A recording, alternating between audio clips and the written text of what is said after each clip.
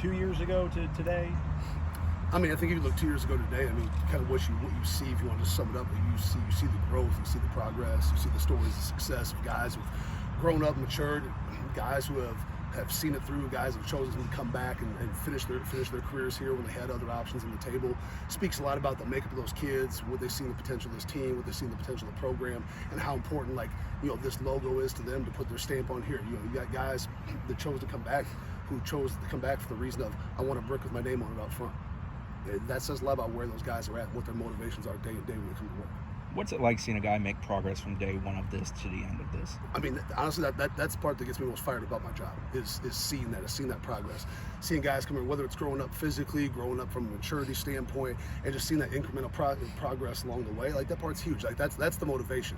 And then when those guys start to see that, their motivation builds. Or they see that in their teammate, their roommate, their best friend on the team, whoever that may be. They see their growth, and like that drives and pushes them along too. Any particular returning players stand out to you with how they've done through this process? Like we've talked before, like it's hard for me to point out individuals because there's so many stories of success and so many stories of great progress. It's really hard for me to single out one guy because you can kind of go position group by position group, and those stories run deep into each one of those rooms. So I hate to leave a guy out because there's so much to be said about each one of those guys. Casey Roddick, Jeremiah Byers, just their build and I mean, are they close to their maximum potential? I mean, how much more can you unlock from them, and what do you think about them? Yeah, I mean, some testing in the weight room this week. Casey Roddick was able to hit the biggest bench he's ever hit in his life. We'll finish up a squat on Friday. I've assumed there's something pretty big on tap for him there too. So just those guys come in. It's not different, worse, better, or anything else, but like when you come into a new program, it's just that it's new. And so some of those guys are going to adapt to a different style of training, a different style of coaching, whether it be in the tempo of it or the overall workload or the movements they're asked to do or whatnot. But you've seen that group that's come in this year, even all the way down to the freshmen who've come in and jumped on board, adapted really well. And that speaks a lot to the veteran leadership on this team of showing those guys the way, not leaving them to figure it out on their own, but they got great examples in front of them every day of not just vocal leaders, but guys that come out and live it every day, spill it out physically, and they see that and like, okay, that's what we do at Florida State. That's what we'll be about. With the competition that's expected this spring with so many newcomers, you already see signs of that competition in your area? Oh, 100%. 100%.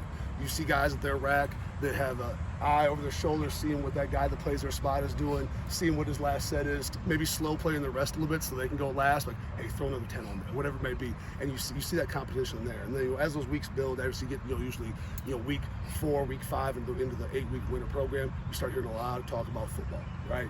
A lot of banter going back and forth. The guys like, oh, I can't wait till spring. Right, and that's what you want to see. I want to hear that out of those guys. As important as training is, what a foundational thing that is, the main thing is keeping in mind that the whole time, what's it all about? It's about being able to, when you cross that white line, to go out and play ball, making all that training pull into action. The defensive guys cheering for offensive guys, and offensive guys cheering for defensive guys. Is that something you guys still have to encourage, or is that happening? No, that's become a pretty organic thing, and it's not natural for kids. Like a lot of guys, especially in a hard situation like tour duty, it's very your instinct says go inside yourself, get yourself through. Right? But when those guys start to find, when you start pouring into others, also it's not so hard for you anymore. And as those guys see that and feel that, and they know how that affects them when they're on the receiving end of it, that just grows. How good of a job does the staff do in finding transfers that are willing to come in, put in the work, and kind of fit what this culture is about? I mean, elite. You see the guys that have come in here, not just what their production's been on the field, but their production in the community, what those guys have done in the classroom of getting degrees, being Seminole scholars, the leadership those guys have shown coming out to workouts and whatnot. And once again, that says a lot about the existing locker room of bringing those guys in, teaching them our way of doing things, and put those guys in a situation to flourish and show why we brought them to Florida State. Watching Winston Wright be able to, you saw where he came from a year ago to where he is now. Just what's that done with you? I mean, that's been a long, hard path for him.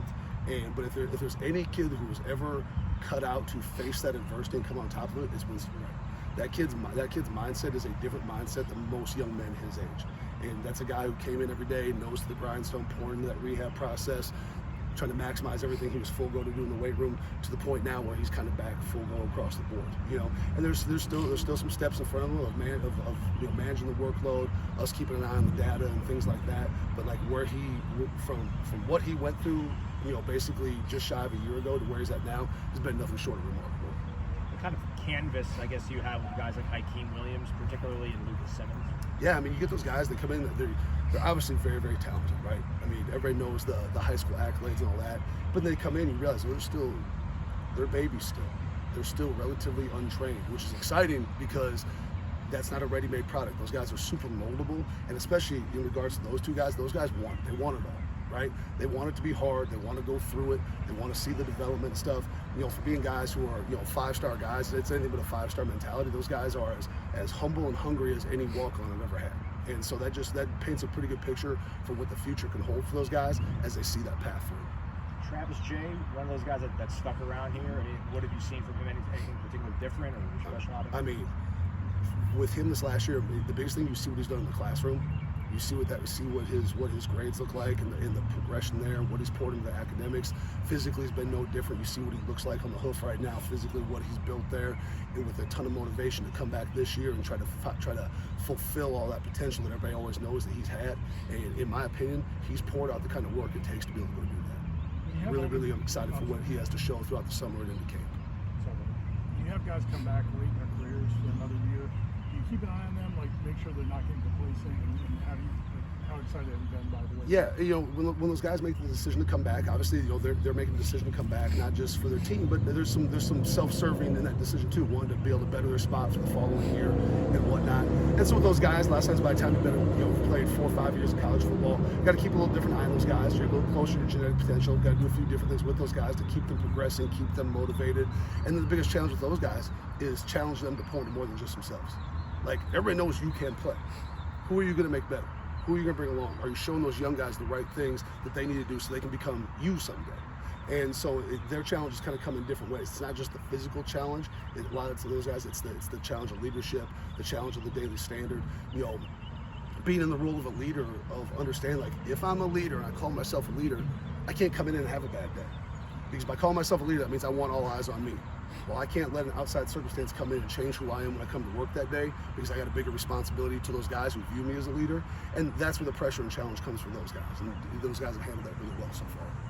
Coach Thompson, probably one of the more happier guys in this facility right now with Jaheim and Kyle. What kind of players do you think they're going to turn? Yeah, man, I think both those guys have a lot to offer this team. And that's a deep room. You guys saw the progression of Marquise and Douglas over the course of last year. You've seen Jarrell Powers getting better and better. You've seen Jackson West pour a ton in this offseason through a rehab process. So that room is starting to get real deep, which gives him a lot of options. You got a lot of guys with real varied skill set in that room. So that room, I think, is going to be able to should be really excited at the impact to be able to have on this offense and this team this coming year. Coach, have you seen Gritty Vance step up as a leader during the tour? Did he seem pretty good? Yeah, I mean, like that's a kid. Like his positive attitude pours out of the kid at all times. I don't care if it's 5:30 in the morning in the building or 5:30 at the end of the day when he leaves the building. Like, he's the same kid all the time, right? Loves his teammates, pours in his teammates. You've seen him gain, whatever it's been, 12, 13 pounds, changing his body, developing. But that's that guy all the time. And it does not matter the situation. He's one of those kids that could have the worst day of his life outside the building. When he walks in, you would never be able to tell that in a million years. You guys kind of see a glimpse of that today, just kind of like you've seen in practice and stuff before as well.